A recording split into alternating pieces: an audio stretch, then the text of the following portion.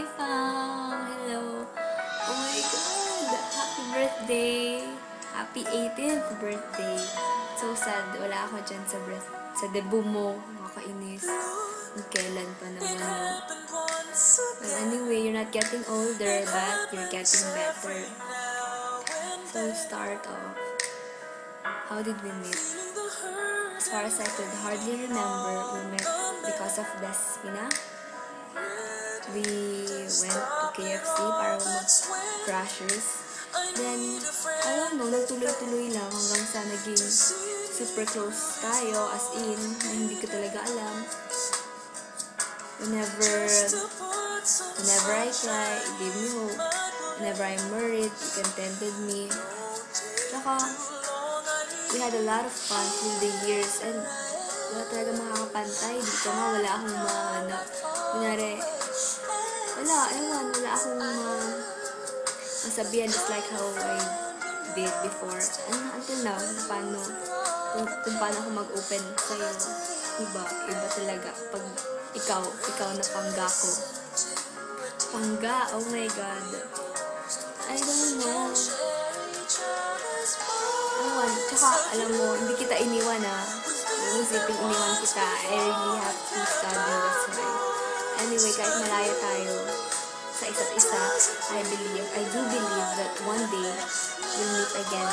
Yung bilang nahahawakan ko I really believe na siguro not now, pero in God's will, or siguro plano na rin siguro ito ng Diyos. Kasi alam niyang mas magiging strong yung friendship natin kahit na nasa malayo ako, or kahit na malayo tayo sa isa't isa. Oh my God, look, I have our picture together. Do you remember this night? We went to Venetti para uminom ng Freddo Cappuccino, feeling sosyalan. And we were trembling after. I don't know, ang lakas siguro ng tama sa atin yung kape. In these days, oh my gosh, remember when you would always visit me at home, and then we would take endless pictures, endless videos. Hindi na tayo nagsawa sa mukha natin. Oh my God, I really, really miss you. If I could just go there. You know what? I don't want to cry, but sometimes I can't ignore those kung ano nararamdaman ko. Kaya, pasensyahan mo na kung minsan post ako ng I miss you. Kasi talaga, hindi ko maiwasan. Although, yeah, I'm very busy here in the Philippines. Pero, dadaan ako sa point na malulungkot din ako kasi nga na-homesick ako na na-miss ko yung mga kaibigan ko sa Greece. Yung dati kong buhay dyan. But anyway, tama nga yung sinabi mo. Mahirap iwan yung buhay mo, yung kasanayan mo. Oh my God, I don't know. Sana masaya ka ngayon. Ngayong araw na to.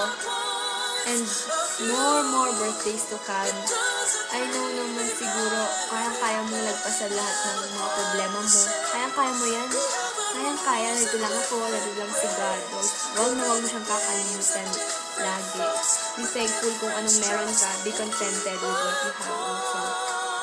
So always remember, I'm always here for you. As in, kahit anong problema mo.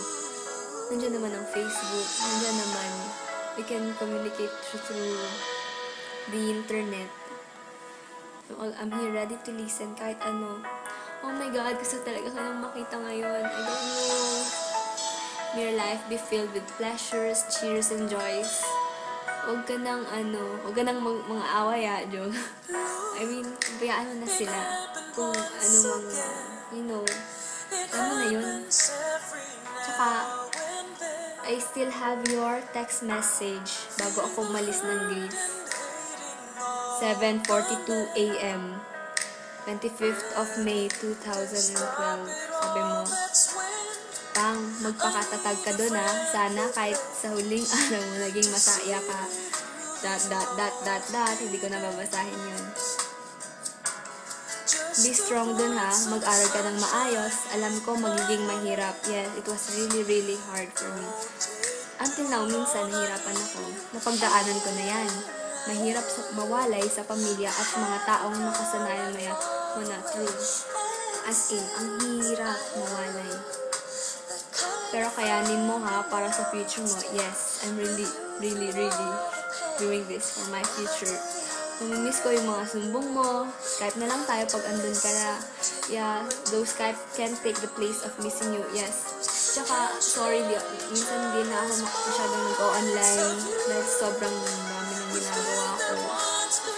Gusto ko maging matatag ka at ipakita mo na kaya mo. Yes. Diba binalita ko nga sa'yo. Kasali ako doon. Then, oh my gosh. Lalo sa mga magulang ko, yes. For my parents. Not only for my parents, but for myself also. Pagdating ng gusto ko. Lahat naman tayo gusto natin ng magandang future. Oh my God, ang daldal ko naman ata ngayon. Well, never mind, I don't care. It's you. It's your birthday. Ikaw dapat. Ikaw ang kausap ko. I don't mind. Ingatan mo ang sarili mo doon. Ingat.